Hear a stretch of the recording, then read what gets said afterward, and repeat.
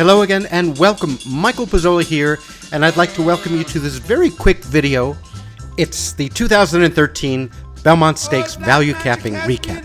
For those of you who don't know me, I am author of Handicapping Magic, co-author of Pace Makes the Race, founder of Post Time Solutions, and the creator of the original full-featured online racing form.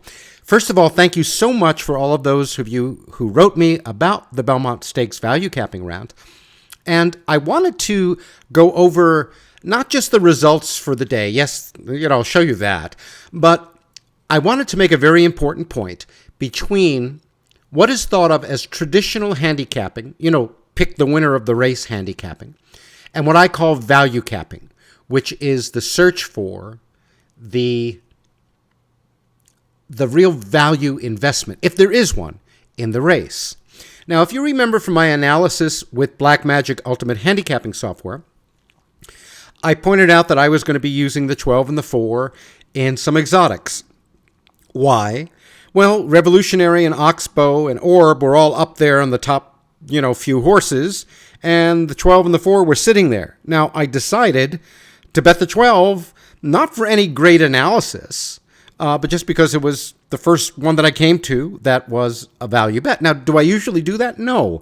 I'm usually a lot more selective. This was totally a recreational bet, but just as I made recreational bets in the Derby and the Preakness, because, they're the Triple Crown races and we all like to do that, I made a bet on Palace Malice, and Palace Malice paid $29.60 to win. Kind of outsmarted myself a little bit on the structure. So the win bet was pretty easy. I chose among them. In fact, I bet it the day before, as you'll notice. I bet it on the 7th. They were taking the bets. I decided, let me get this in. I know that's the horse I'm going to bet. I also took an exacta with Oxbow and the 4-horse and Palace Malice, which worked out very nicely.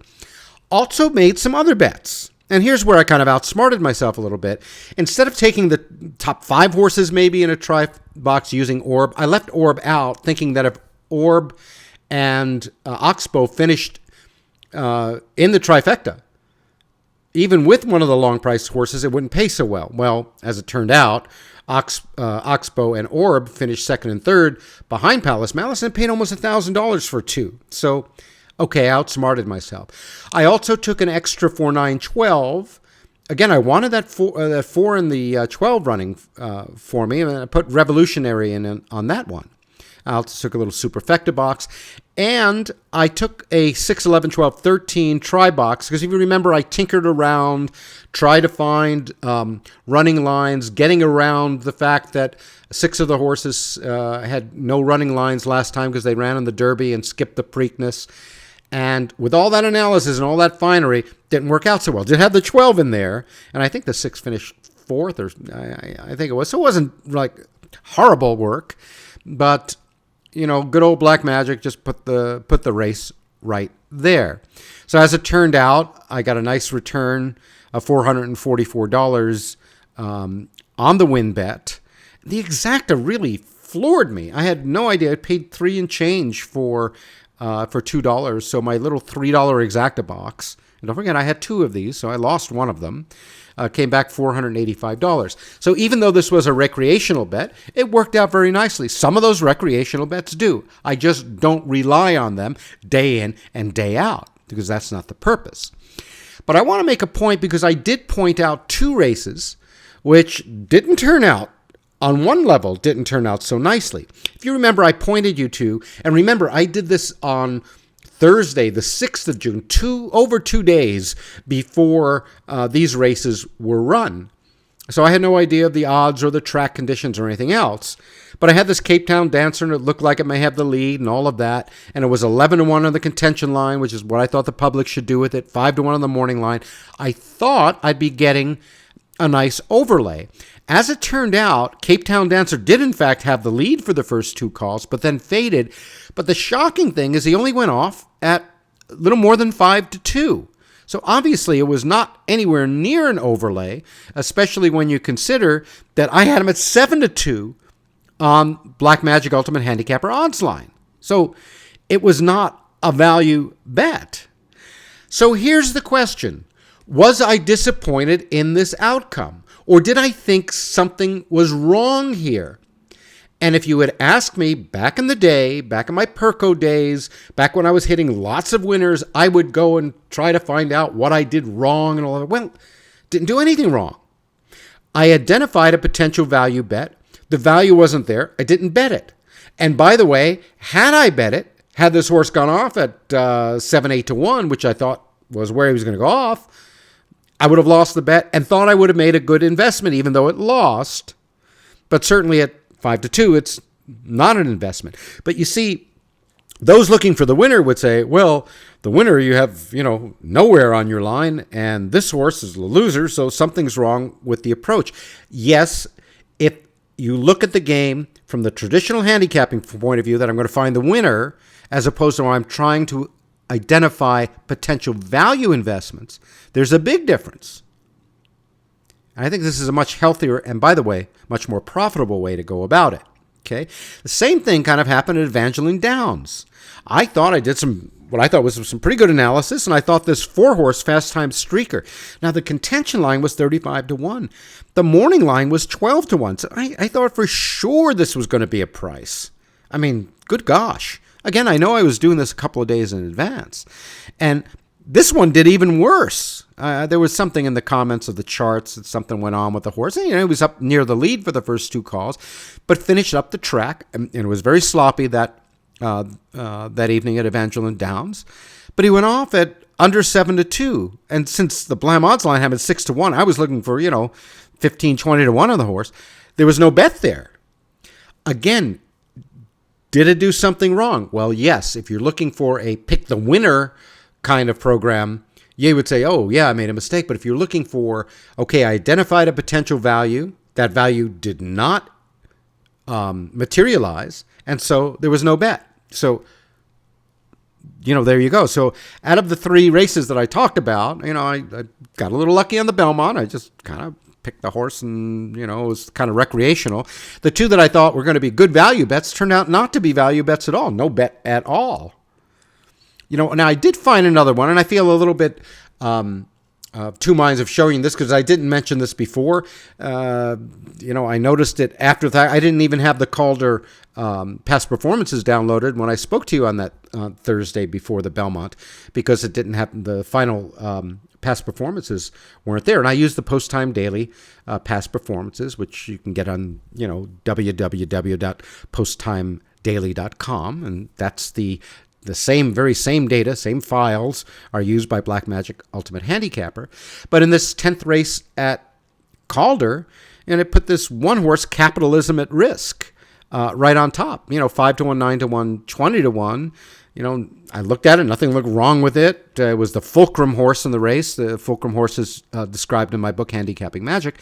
And as it turned out, Capitalism at risk paid $15.60 to win. Very nice, because the Blam odds line, had it at 5 to 1. It was a little overlay at 7 to 1. Bet correctly between everything. I thought this was a very nice little bet. Usually the calls are that simple. I had my, little $30 win bet, and it came back, and I got $234 back.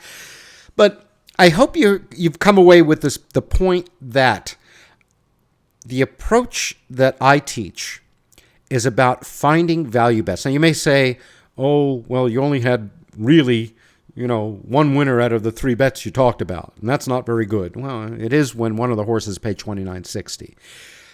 Or you could say, well, you had none of those horses on top, and in fact, the horses you had on top didn't run, and so forth. And that's coming from what I call stage 1 handicapping thinking, that the object of this game is to pick winners. Yes, if we're clairvoyant and we know in advance every winner, sure, well, we'd probably be, betting on hedge funds or something where there's a lot more money involved than getting involved in parimutuel wagering, right? But we can't tell what's going to happen in a race for sure. All we can pretty well predict is when horses will be underbet and when they'll be overbet. and to try to take advantage of that, betting on horses that we like, that, in other words, that has something going for them that the public shouldn't like, that are maybe hidden, that maybe we took a number that was a couple of races back. The horse looks like it may be coming to a race. And that's really all we can do for certain. And we insist on price because of all the randomness in the game. Now, you don't have to hit many $29 horses or even $16 horses like this one to make a very comfortable profit at the game.